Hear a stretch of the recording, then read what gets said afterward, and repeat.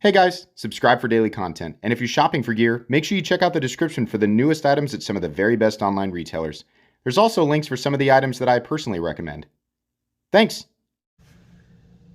What's going on YouTube? Metal Complex here, and today I've got another interesting knife review / knife overview to share with you guys. This is the Hogue Deka Gen 2 upgraded. Some interesting little upgrades from the Gen 1. Now, I have reviewed the Hogue Deka. It's a great knife. The changes that they have made to this guy are excellent. This is going to be a pretty straightforward video, but still invite you to stick around, take a look at some of these features and hear my thoughts on this. I will link this guy right down below. It's a great deal. Thanks so much to Hogue for sending this in. I really appreciate that. You guys check out the Hogue Knives website. Make sure you're following them on Instagram. They make knives here in the United States, and I just have a lot of respect for Hogue Knives. Their pricing is always excellent and well loved by the community. Thanks so much to my generous patrons who are supporting me right now. There's a link for Patreon right down below, and please make sure to follow me on Instagram at metal_complex. Let's go ahead and measure the Deka. We're going to speed through this because, like I said, I've done it before. There's just some changes to the way that they put it together. The Deka is coming in at about close to 7.5, 7.35 inches overall. Blade length is coming in at about 3.25, and your cutting edge is coming in at just a hair over 3 inches. Just a few size comparisons today. How about up against the Ontario Rat Model 1? And, heck, let's put it up against the smaller Rat Model 2. You can see here Deka Gen 2 coming in very close to the Rat 2. How about up against the Spyderco Para 3? So there you go. You know what? Makes sense to put it up against the Ritter Hogue. Let's go ahead and do that, right? Ritter Hogue being a full-size guy. And last but not least, it makes the most sense to put it up against the Benchmade Bugout, because that's obviously its competition. The Deka is a little bit shorter. The cutting edge between the two is just about almost exactly the same. Deka coming in slightly shorter. We'll go ahead and change positions of the knives here because of the angle of the camera, right? So now it looks like the Deka is longer. It's not. The Bugout is just a little bit longer, but you can get a good look at the different grip areas between the two. Thickness. Let's go ahead and put it up against the, my Bugout's got titanium scales on it, the Flytanium scales. I think they're pretty close to the same thickness as the stock scales. So you can see there, it's just a little bit thicker, right? How about up against the Spyderco Para 3? It's definitely thinner than the Para 3. I don't think there's much here to complain about, right? Let's go ahead and carry a profile up against the PM2 and Para 3. You can see here, not a super lengthy knife, not a super tall knife. It's going to be pretty easy to carry. How about up against the Bugout? It's pretty much the same type of deal, right? I mean, we've got some different lines, different curvatures. Perhaps the jimping sticks up a little bit beyond where, there's no jimping on the Bugout, right? But that's about it. And you're gaining some type of utility there, at least in my book, so I don't know that I really care about that. Let's go ahead and do a hardware check. Get out my tools as per usual. My tools are very inexpensive and very recommendable. You can find them right down in the description where I talk about my tools, and also the very top of the comments section where I've pinned it. T8 on the pivot. T8 on the body screws. Thank the Lord. Oh, that's just wonderful. T8 on the pocket clip screws in there as well. Now, this is one of the areas that they have changed. We used to have screws holding in the cartridge liner in here in the middle, and that was just too many. We still have 3 body screws on each side. They're all T8, and there's a reduction in placement. You can see there where it's gripping on the cartridge liner, which is what I call it. They've moved that to the back, right there. That's where it's gripping. And that's great. We don't have an ugly screw in the middle. We don't have an extra screw in the middle. Everything is still held together with the same level of integrity. I think that was a smart move, and I'm very happy with it. So I have no issues with that whatsoever. You can see that the Bugout is we're still looking at that screw in the middle, and we're looking at screws that are holding in the stop pin. So we have extra, where in this case, with this guy, we have got a floating or a pinched stop pin construction. So there's no need for an additional screw. That's great. Thank you very much, Hogue. That's them listening to consumer feedback, right? So very cool.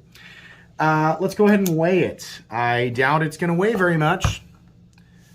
Weight on this guy is coming in at, wow, 2.54 ounces. But the Bugout and FRN or G, whatever you call that stuff, the plastics, that comes in at 1.85 ounces. I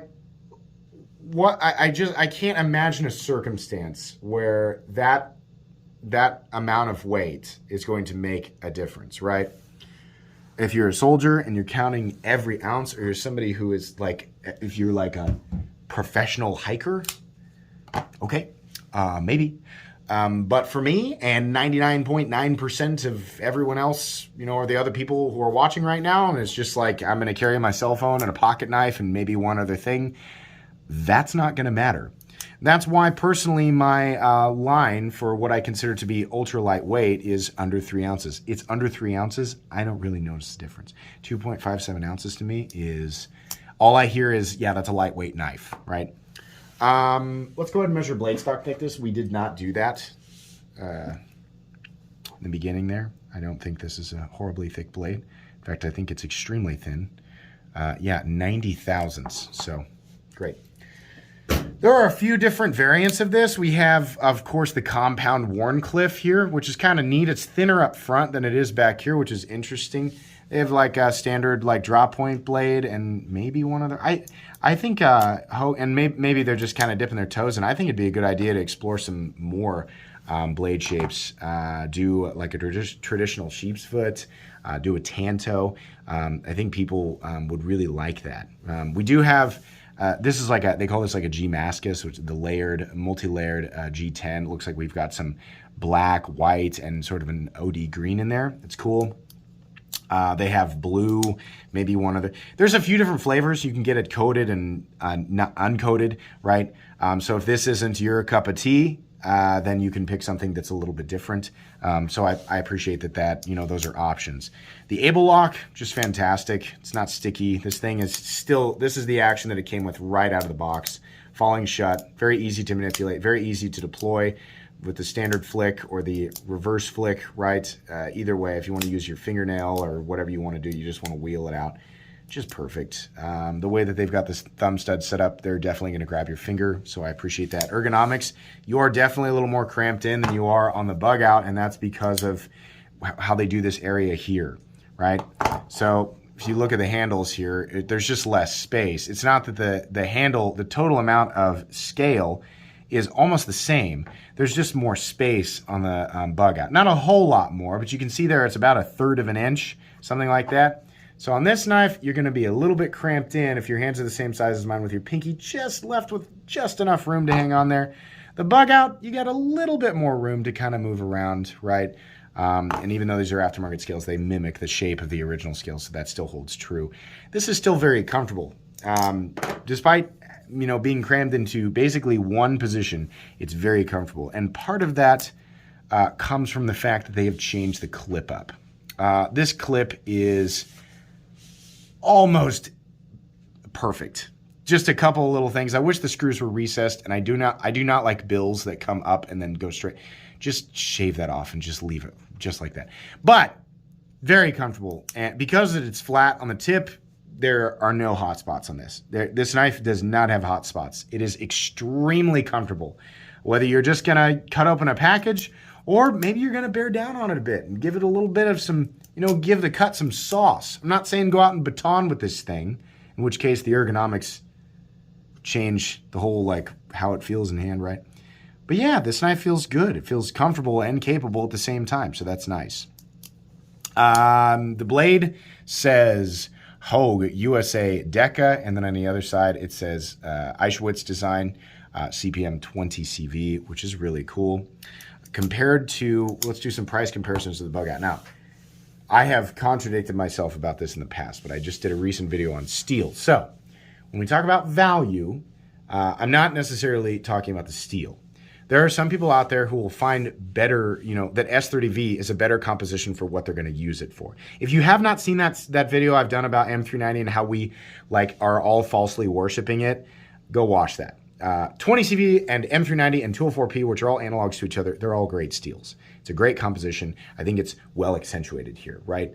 But we can't automatically associate those steels with higher price tags. We can't, you can't just blindly do that, right? So when I'm comparing it with the base Bugout, I'm not saying, oh my gosh, it's such a better deal because it's 20 CV, which is universally better than S30V. That's untrue. To say that 20 CV is universally better than S30V is untrue, because the composition of S30V has traits that 20 CV does not have, including ease of sharpening and toughness, or the edge's ability to withstand impact or heavy cuts, right? Its ability to resist chipping. It's going to be better than 20 CV in that department. While it lacks the corrosion resistance and potential edge retention of 20 CV, it is definitely better in those other departments. And it also does not cost that much more for Hogue to purchase it from Crucible, right? CPM 20 CV and CPM S30V from Crucible can be relatively similar, right, in cost.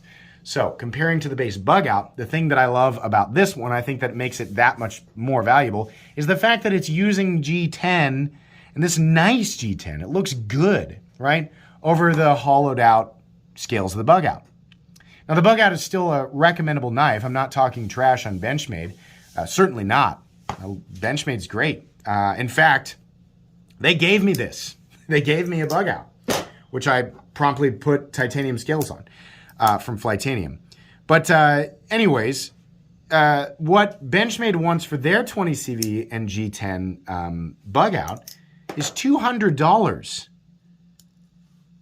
It was just, I feel like it was just $175, one at $200, right?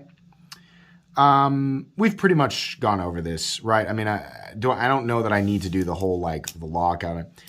Lockout is solid, right? Disengagement, no stick. We have perfect centering. Everything's great here in the action department. Really, I mean, truthfully, it's great. This knife, the base price of a Deka Gen 2 in G10 and 20 CV comes in at $148. This version you're seeing here, a little bit more money. I think the coated blades come in at about $158. Oh no, it's still substantially less money, right? Yeah, you can get a Bugout in, reinforced, whatever, injection mold, that really hollowed out, cheap filling plastic. But yeah, and it shaves a whole 0.6 ounces off the knife. So it's really a better, I don't care about that. As far as durability between the injection mold plastic, whatever Benchmade's using, and G10, it's about the same. And it doesn't, that holds no weight in my book. I would rather pay a little bit more and get this guy. And, I like CPM 20 CV, and I think this is a good geometry for it. I think it's a good knife for it, right? It probably, for more people, again, I'm not gonna lean into the whole like 20 CV is just more premium than S30V. I think for more people, 20 CV is going to make sense on a knife like this. So that's what people are going to gravitate towards. And in this case, the bonus is you get G10, right? So it's a better deal in my book than even the less expensive base Bugout, and it's certainly a better deal than the 20 CV and G10 Bugout that Benchmade offers for $200. This is it's just better. The only thing, literally the only thing now that the Bugout has over the Deka is the handle room. If your hands are slightly larger than mine and you need a 4-finger purchase on your knife, on this knife it doesn't necessarily make as much sense because I don't know if you're really going to need to have that type of purchase on it. But okay, maybe you do. I'm not going to tell you how to use your stuff. Then maybe it is worth it to spend an extra $50, or just get the Bugout in general. But yeah, the Deka Gen 2 is quite exceptional. This is a very, very good knife for a very, very good price.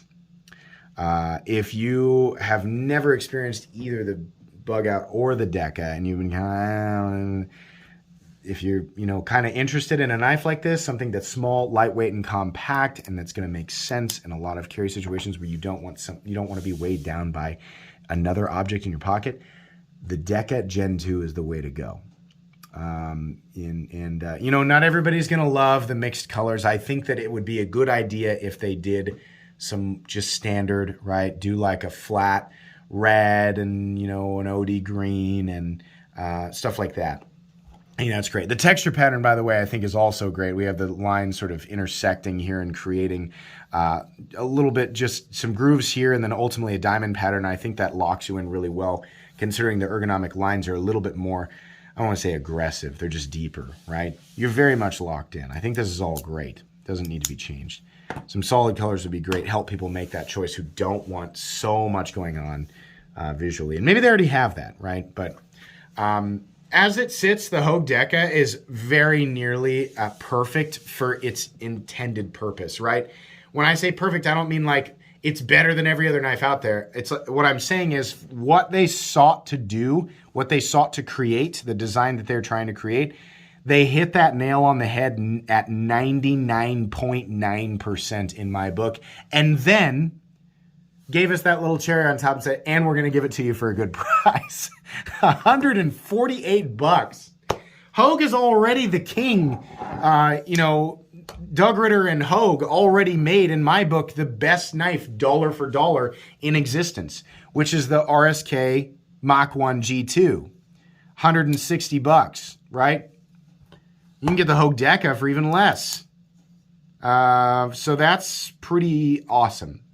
Between these two knives, I mean, it's, especially like for American-made stuff, man, it is just really hard to beat Hogue. And this, this Deka Gen 2, just a couple of changes just took it from an excellent knife to just like a god-tier knife. Really good. And you know what? I think the Wharncliffe, if you're wondering about the utility of the Wharncliffe, it's so freaking thin behind the edge anyway, right? Even it's like, well, why did they do the initial grind thicker than the grind out of the tip? Either way, right? I don't think you'll notice it much.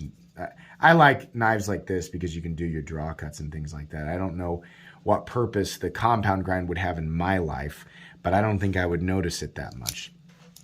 Yeah, I think this is probably the blade style I would pick as well if I were going to purchase this.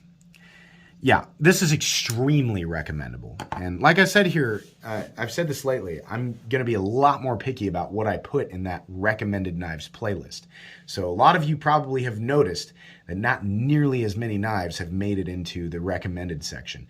This is not only recommended, this is extremely recommended. Very, very good stuff from Hogue. Round of applause, absolutely. Check this knife out. I think it might only be available at the Hogue website right now, but you might see it at retailers. In any case, I'll make sure there are links down below. Thanks again to Hogue for sending this in to me. Please make sure to follow me on Instagram at metal_complex. If you enjoyed this video, leave a like. If you'd like to check out my other content, I do, of course, have lots of videos of knives that are either expensive or inexpensive that I do or don't like, so check those out. And if you enjoy all my content, go ahead and click on that Metal Complex logo right there and subscribe because there's definitely more coming. Thanks again for watching, everybody, and have a great day.